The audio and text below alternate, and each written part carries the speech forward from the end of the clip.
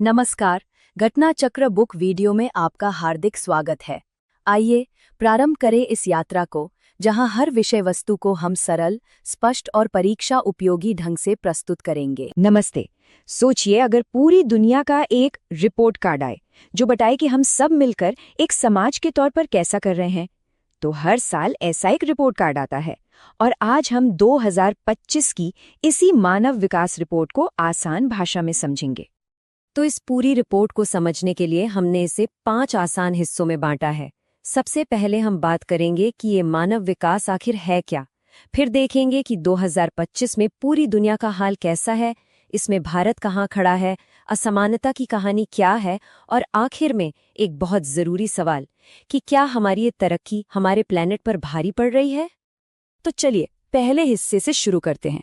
जब हम कहते हैं ह्यूमन डेवलपमेंट या मानव विकास, तो दिमाग में क्या आता है? पैसा, इकोनॉमी। जैसा कि हम देखेंगे, ये कहानी उससे कहीं कहीं ज्यादा बड़ी है। एक सवाल है, क्या एक अमीर देश हमेशा एक बेहतर देश होता है? हम अक्सर ऐसा ही मान लेते हैं ना, कि जिसकी जीडीपी ज्यादा वो देश सबसे अच्छा। पर क्या सच में यही पूरी कहानी है, या फिर तरक्की को नापने का कोई और बेहतर तरीका भी हो सकता है? बस इसी सवाल का जवाब देने के लिए यूएनडीपी, जो कि यूनाइटेड नेशंस की एक एजेंसी है, एक कॉन्सेप्ट लेकर आई जिसे हम कहते हैं ह्यूमन डेवलपमेंट इंडेक्स या एचडीआई। ये एक ऐसा टूल है जो सिर्फ पैसे पर नहीं, बल्कि इंसानी जिंदगी के 3 सबसे जरूरी पहलुओं पर फोकस करता है। तो ये एचडीआई आखिर बनता किन चीजों से है? इसके 3 बहुत ही सिंपल लेकिन जरूरी पिलर्स हैं। पहला, एक लंबी और हेल्दी लाइफ। दूसरा, ज्ञान यानी नॉलेज तक पहुंच।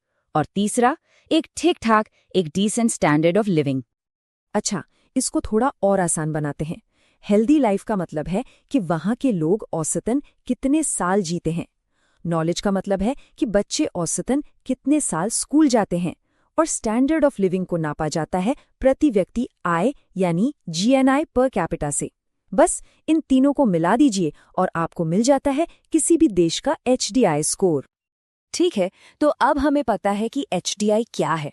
तो चलिए अब दूसरे सेक्शन पर चलते हैं और देखते हैं कि 2025 की रिपोर्ट में पूरी दुनिया का रिपोर्ट कार्ड कैसा दिखता है। वैसे इस साल की रिपोर्ट का एक खास फोकस है आर्टिफिशियल इंटेलिजेंस यानी एआई। इसकी थीम है a matter of choice, people and possibilities in the age of AI. मतलब ये रिपोर्ट इस बात पर भी गौर करती है कि टेक्नोलॉजी हमारे विकास के रास्ते को कैसे बना ये बिगाड़ रही है। तो सबसे बड़ा सवाल, पूरी दुनिया का एवरेज स्कोर क्या रहा? 2025 के लिए पूरी दुनिया का कंबाइंड एचडीआई स्कोर है 0.756। ये एक नंबर हमें पूरी दुनिया के ह्यूमन डेवलपमेंट का एक एवरेज स्नैपशॉट देता है। अब इस नंबर का मतलब क्या है? इसका मतलब ये है कि अगर हम पूरी दुनिया का औसत निकालें तो आज पैदा होने वाला एक बच्चा करीब 72 साल जीने की उम्मीद कर सकता है। उसे अपनी जिंदगी में लगभग 13 साल की पढ़ाई मिलेगी और उसकी सालाना कमाई लगभग $20,000 के आसपास होगी। यह है दुनिया का एवरेज। लेकिन जाहिर है कहानी सिर्फ एवरेज की नहीं है। ये रिपोर्ट 193 देशों को उनके ह्यूमन डेवलपमेंट के हिसाब से रैंक भी करती है, सबसे ऊपर से लेकर सबसे नीचे तक। तो टॉप पर कौन है? इस साल नंबर 1 पर है आइसलैंड। उसके ठीक पीछे नॉर्वे और स्विट्जरलैंड एक साथ दूसरे नंबर पर हैं। और अगर हम लिस्ट में सबसे नीचे देखें तो वहां सेंट्रल अफ्रीकन रिपब्लिक, सोमालिया और साउथ सुडान जैसे देश हैं। ये रैंकिंग हमें दिखाती है कि दुनिया में विकास का लेवल कितना कितना अलग अलग है। तो इस ग्लोबल पिक्चर में भारत कहाँ है? चलिए अब अपने तीसरे सेक्शन में आते हैं और जरा भारत के रिपोर्ट कार्ड पर करीब से नजर डालते हैं। इस साल की रिपोर्ट के मुताबिक 193 देशों की लिस्ट में भारत की रैंक 130वीं है और भारत का एचडीआई स्कोर है 0.685। इस स्कोर के साथ Bharat medium human development category में आता है। इसका सीधा सा मतलब ये है कि तरक्की तो हो रही है, लेकिन हेल्थ, एजुकेशन और इनकम, इन तीनों मामलों में अभी भी एक लंबा रास्ता तय करना बाकी है। लेकिन ये एवरेज स्कोर भी, जैसा मैंने पहले कहा, पूरी कहानी नहीं बताता। जब हम इन आंकड़ों को पुरुषों और महिलाओं के लिए अलग अलग देखते हैं तो एक बहुत ही अलग तस्वीर सामने आती है।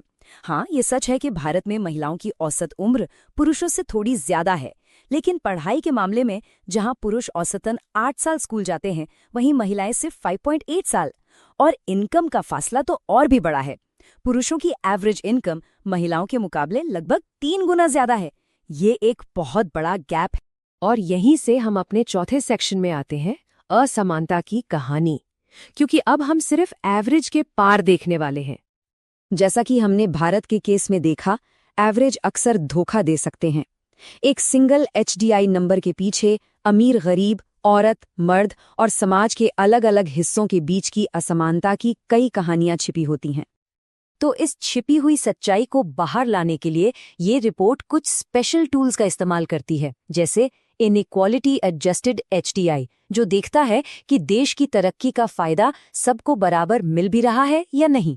फिर है जेंडर डेवलपमेंट इंडेक्स और जेंडर इनइक्वालिटी इंडेक्स, जो जेंडर गैप्स को नापते हैं। और एक बहुत ही जरूरी टूल है मल्टी डायमेंशनल पॉवर्टी इंडेक्स।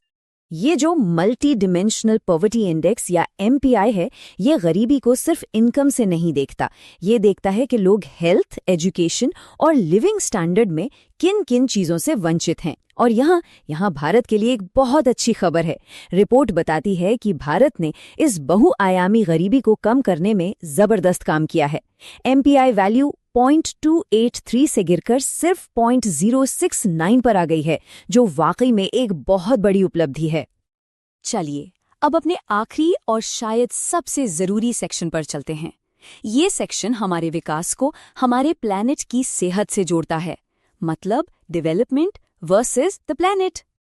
इस रिपोर्ट में एक नया और बहुत ही दिलचस्प एक्सपेरिमेंटल इंडेक्स है, PHDI, यानी प्लैनेटरी प्रेशर्स एडजस्टेड HDI। ये क्या करता है? ये किसी देश का HDI स्कोर लेता है और फिर उसमें से उस देश के कार्बन एमिशन और रिसोर्स के इस्तेमाल को एडजस्ट करता है, मतलब घटा देता है। ये विकास को एक बिल्कुल नए, एक ग्रीन चश्मे से देखने की कोशिश है। और यहीं पर ये रिपोर्ट हमें एक बहुत बड़े सवाल के साथ छोड़ जाती है। एक ऐसा प्लैनेट जहां रिसोर्सेज लिमिटेड हैं, उस पर डेवलपमेंट का असली मतलब क्या होना चाहिए? ये वो सवाल है जिसका जवाब ही तय करेगा कि हमारा आने वाला कल कैसा होगा।